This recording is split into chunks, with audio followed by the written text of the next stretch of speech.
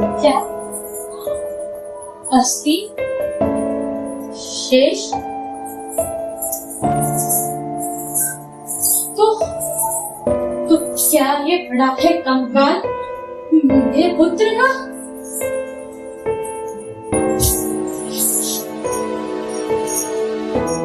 हाँ, तो ये बड़ा है कंकाल मेरे पुत्र का।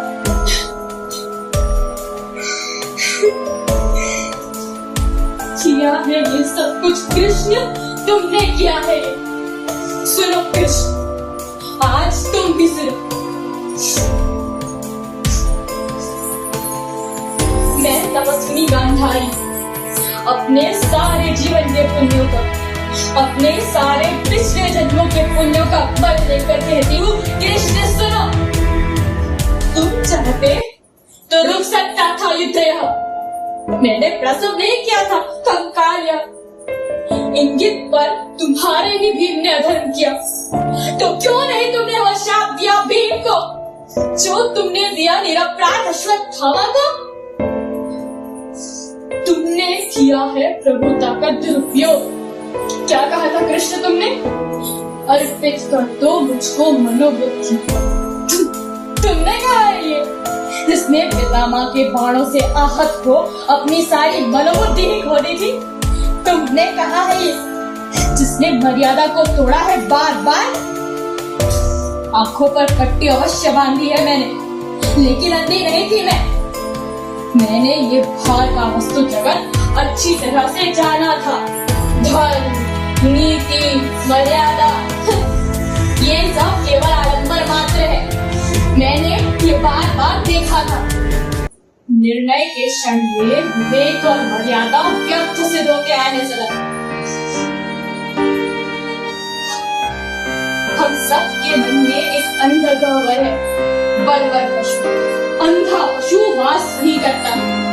स्वामी जो हमारे विवेक का नैतिकता, मर्यादा, अनासक्ति, कृष्णार्पण, ये सब है झूठी प्रवृत्तियों की पोशाकें जिनमें कटे कपड़ों की आंखें सिली रहती है।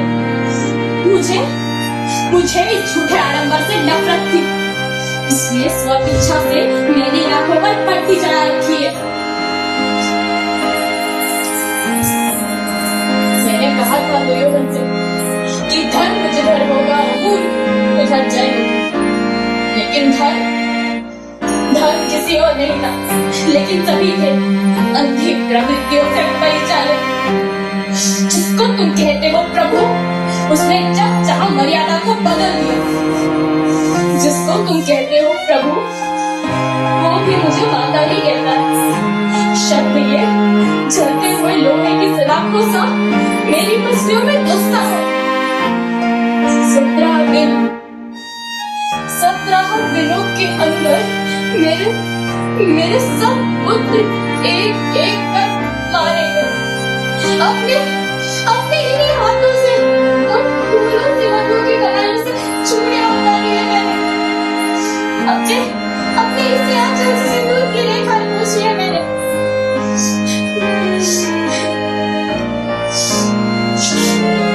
यदि मेरी सेवा में बल है और सच्चे तप में धर्म है, तो कृष्ण सुनो। आज तुम भी सुन। प्रभु हो या परात्पर हो, कुछ भी हो, सारा तुम्हारा वंश इसी तरह पागल कुत्तों की तरह एक दूसरे को परस्पर फाड़ खाएगा। और तुम खुद उनका विनाश करके कई वर्षों बाद किसी घने जंगल में साधारण व्याघ्र के हाथों मारे जाओगे। प्रभु हो पर मारे जाओगे पशुओं की भांति।